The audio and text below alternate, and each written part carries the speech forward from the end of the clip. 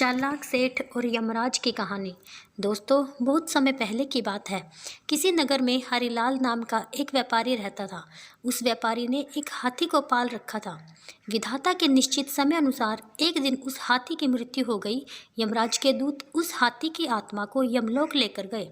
यमराज ने चित्रगुप्त से उस हाथी के कर्मों के बारे में जानना चाहा। तब चित्रगुप्त ने यमराज से कहा कि प्रभु, इस हाथी ने अपने जीवन में कभी भी गलत काम नहीं किया है। इसके कर्म काफ़ी अच्छे रहे हैं। तब यमराज खुश होकर हाथी से कहने लगे कि हम तुम पर प्रसन्न हैं, क्योंकि तुमने अपने जीवन में हमेशा सत्कर्म ही किए हैं। इसलिए मैं तुम्हें वापस पृथ्वी लोक पर भेजना चाहता हूँ। हाथी ने यमराज से कहा कि हे प्रभु, यदि आप हमारे ऊपर प्रसन्न हैं तो हमें यह वर दीजिए कि इंसान हमारे ऊपर कभी भी शासन न कर सके। यह सुनकर यमराज काफ़ी आश्चर्यचकित हो गए। उन्होंने हाथी से कहा कि हे गजराज, मनुष्य तो काफ़ी बुद्धिमान प्राणी होता है, फिर तुम इसके साथ क्यों नहीं रहना चाहते? तब हाथी ने यमराज से कहा कि हे प्रभु, मैं ये नहीं चाहता कि कोई मनुष्य हम पर शासन करे, क्योंकि मनुष्य के साथ रहना हमारे लिए काफ़ी कठिन है। ऐसा मैं इसलिए कह रहा हूँ क्योंकि ये लोग काफ़ी खुश होते हैं। यमराज ने हाथी से कहा कि ठीक है, यदि तुम्हारी बात सही निकली तो तुम जैसा कहोगे हम वैसा ही करेंगे, और यदि तुम्हारी बात झूठी निकली तो जैसा हम कहेंगे तुम्हें वैसा ही करना होगा। हाथी ने कहा कि मुझे मंजूर है। तब यमराज ने यमदूतों से कहा कि जाओ और इसके मालिक को यमलोक लेकर आओ। 4 दूत उस हाथी के मालिक को लेने के लिए पृथ्वीलोक पर गए। जब हरिलाल सो गया तो 4 दूतों ने चारपाई सहित उस हाथी के मालिक को लेकर यमलोक की तरफ बढ़ने लगे। हरिलाल के बीच में नींद खुल गई। उसने देखा कि मैं तो आकाश में हूँ, और नीचे देखा तो जमीन ही गायब है। तब हरिलाल ने यमदूतों से पूछा कि हमें कहाँ लेकर जा रहे हो? तब यमदूतों ने कहा कि हम आपको यमलोक यमराज के पास लेकर जा रहे हैं।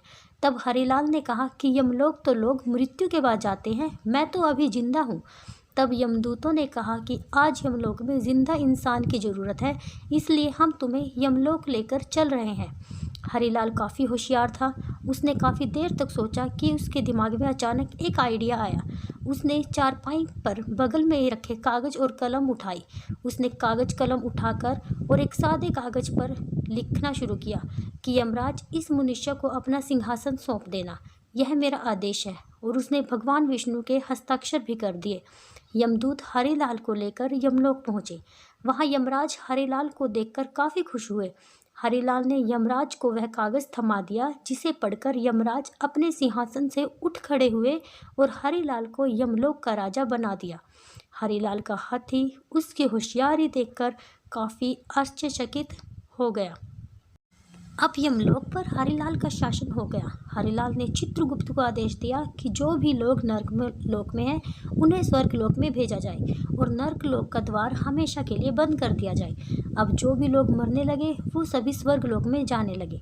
फिर यह बात भगवान विष्णु के पास पहुंच गई कि आखिर यमलोक का संतुलन क्यों बिगड़ रहा है, कि सभी लोग स्वर्ग जा रहे हैं। यह सोचकर भगवान विष्णु यमलोक पहुंच गए और देखा कि यमलोक के द्वार पर यमराज बैठे हुए थे। यह देखकर भगवान विष्णु ने यमराज से कहा कि यमराज, आप बाहर क्यों बैठे हो?